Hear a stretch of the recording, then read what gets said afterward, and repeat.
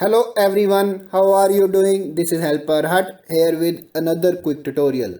In today's tutorial, I'm going to show you guys how to cut a video in KineMaster app. So this will hopefully be a pretty straightforward process here guys, and without further ado, let's go ahead and jump right into it. First, let's start from scratch by creating a project and import our video into the KineMaster.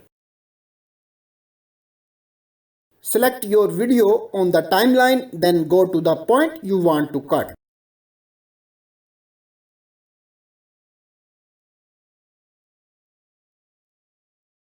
Select the scissors tool, then split at playhead.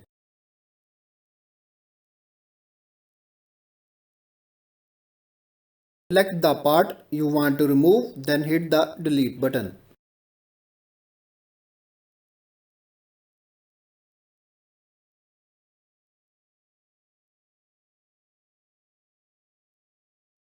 All done. So pretty straightforward process guys, do possible to help you out, and I do look forward to catching you all in the next tutorial. Goodbye.